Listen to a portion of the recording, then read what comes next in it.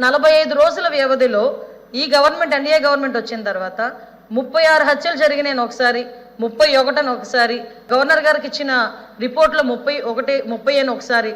అంటే ఒక్కొక్క దగ్గర ఒక్కొక్క స్టేట్మెంట్లు ఇచ్చుకొని జనాల్ని కన్ఫ్యూజ్ చేస్తున్నారా, ఆయన కన్ఫ్యూజ్ అవుతున్నారా, ఆయన ఏమన్నా తాపత్రయపడుతున్నారా? 36 హత్యలు జరిగినాయి అని నేషనల్ మీడియా అడిగిన తర్వాత ఢిల్లీలో ఉన్నప్పుడు ఆ 36కి సంబంధించిన లిస్ట్ ఇవ్వండి అని చెప్పి అక్కడ మీడియా వాళ్ళు అడిగితే ఆన్సర్ చేయకుండా పక్కకి వెళ్ళిపోయారు. ఏమేనంటే రెడ్ బుక్ చూపిస్తారు.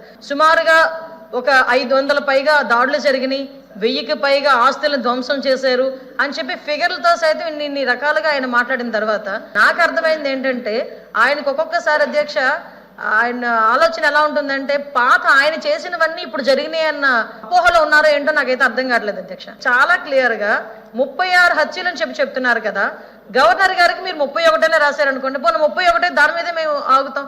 ఆ 31 మంది ఎవరున్నారు, ఏ ప్లేస్ లో ఎవరు చంపారు, పోనీ ఎవరు చచ్చిపోయారో మీ నాయకులు ఒకసారి మాకు లిస్ట్ ఇవ్వండి.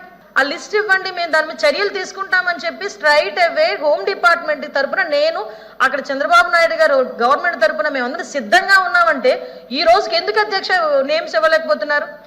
ఎక్కడ దాడులు జరిగినాయి అని చెప్తే ఎందుకు అధ్యక్ష ఆ దాడులు జరిగిన ప్లేస్ చెప్పనండి.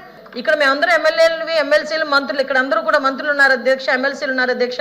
ఒక్కసారి లాస్ట్ 5 సంవత్సరాల్లో ఒక్క కేసు కూడా లేకుండా ఎమ్మెల్యేని కానీ ఎమ్మెల్సీని కానీ మంత్రిని కానీ చూపించమన్నాడు అధ్యక్ష. ఈ రోజు నేను అడిగితే ఒకసారి ఎంతమంది మీద కేసులు ఉన్నాయంటే మేము చేతులు ఎత్తాం అధ్యక్ష.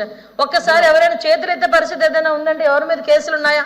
కేసులు ఉన్న వాళ్ళు ఒకసారి ఛాన్స్ రైజ్ చేసుకుంటే, ఇంక్లూడింగ్ మీ, నా మీద 23 కేసులు, లోకేష్ గారి మీద ఒక 23 కేసులు, అందరి మీద మినిమం +10 అధ్యక్ష.